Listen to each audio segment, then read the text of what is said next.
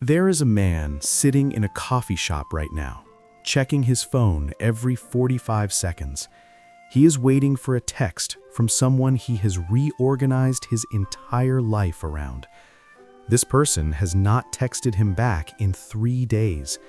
He is checking his phone because he believes his well-being depends on their response.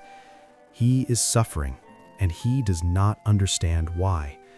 The ancient samurai understood something about this kind of suffering that we have forgotten, and it is the most liberating thing you will ever hear. Chapter 1. The Problem of Misplaced Loyalty.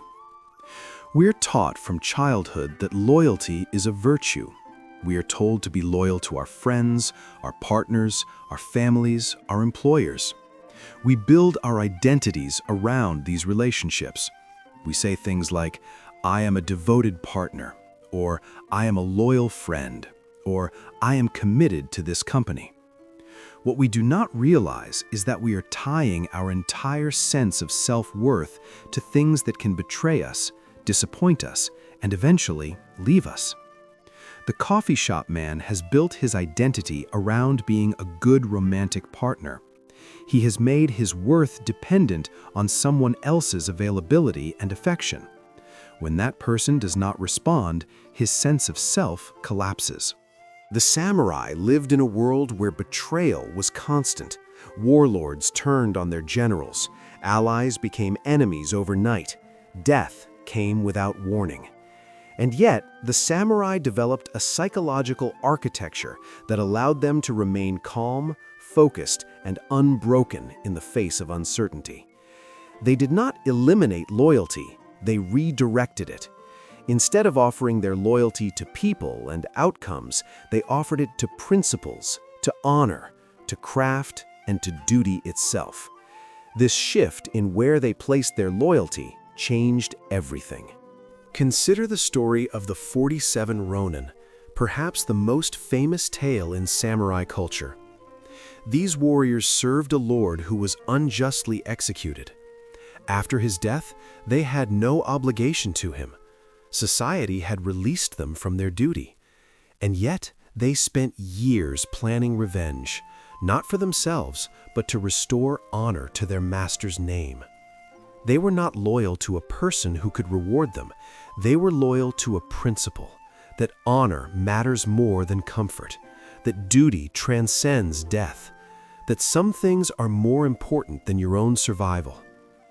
When they finally achieved their goal, they accepted their own execution with calm and dignity. They had already won, because winning was never about the outcome, it was about the integrity of their actions. Chapter 3. The Weight and the Freedom. This is where most people misunderstand samurai philosophy. They hear about duty and obligation, and they think it sounds like slavery. They think the samurai were trapped by their code, but the opposite was true. When you redirect your loyalty away from people and toward principles, you become free. The samurai warrior did not suffer from his lord's rejection because his lord's opinion was not the source of his worth. His worth came from whether he had acted with honor. He could be fired, betrayed, abandoned, and he would not break, because his job was not to please people. His job was to act correctly. Think about the coffee shop man again. He is suffering because he has given his loyalty to a person's response. Every notification could destroy him or save him. He is at the mercy of someone else's mood, schedule, and capacity to care. He is enslaved to uncertainty. Now imagine if he had redirected his loyalty. What if his loyalty was not to receiving a text, but to being the kind of person who treats others with genuine care? What if his loyalty was to his own integrity, to showing up with honesty and respect regardless of whether it was returned? The outcome would be identical, or perhaps even worse. He still would not get the text he wants, but his suffering would vanish, because his peace would no longer be dependent on the other person's behavior. Chapter 4. The Practice of Elimination. The samurai understood that you cannot serve two masters. If you are loyal to people, you cannot be loyal to principle. If you are loyal to outcomes, you cannot be loyal to action. You must choose. And the choice requires elimination. The samurai did this through a brutal practice of examining every attachment and asking a single question: is this something that can betray me? If the answer was yes, they loosened the attachment. They did not cut it off completely. They still loved their families, they still served their lords, but they did not make their fundamental worth dependent on these relationships. This is the hardest part of the teaching, and it is the most important. You must look at your life right now and identify where you have given your loyalty to things that can betray you. Your job can fire you. Your partner can leave you. Your friends can abandon you. Your body can fail you. Your money can disappear. All of these things can and will at some point violate your trust. Not because people are cruel, but because people are human. They are limited, they are flawed, and they cannot be your foundation. The samurai accepted this reality and built their foundation elsewhere. Chapter 5. What cannot betray you? So what can you be loyal to? What exists in your life that can never betray you? Your principles, your honor, your commitment to right action, your word, your discipline, the quality of your attention, the integrity of your effort. These are yours alone. No one can take them from you. No one can violate them except yourself. The samurai warrior understood that the only loyalty worth having was loyalty to himself, not to his ego, not to his desires, but to his deepest sense of what is right and true. There is a samurai principle called mushin, which means no mind.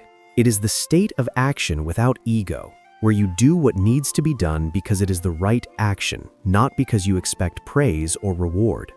A samurai could stand before an opponent knowing he would likely die, and he would not be afraid because his loyalty was not to his life. His loyalty was to the fight itself, to facing his opponent with full presence and skill.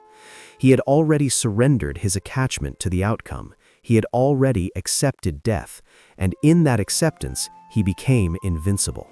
Chapter 6. The Quiet Revolution. This teaching, when truly understood, is a revolution. It is not a small shift in perspective. It is a complete reorganization of your inner world.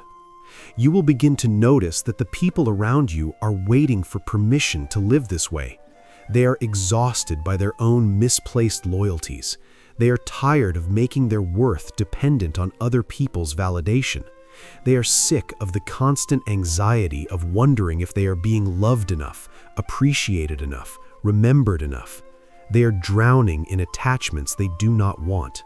When you shift your loyalty to principle, something unexpected happens. You become more generous, more present, and more genuinely caring toward others. This is the paradox that the samurai discovered. When you stop needing people to validate your worth, you are finally free to love them. When you stop expecting your partner to make you whole, you can actually show up for them. When you stop needing your job to define you, you can do your work with excellence. The quality of your relationships improves, not because you are trying harder to please people, but because you have finally stopped trying.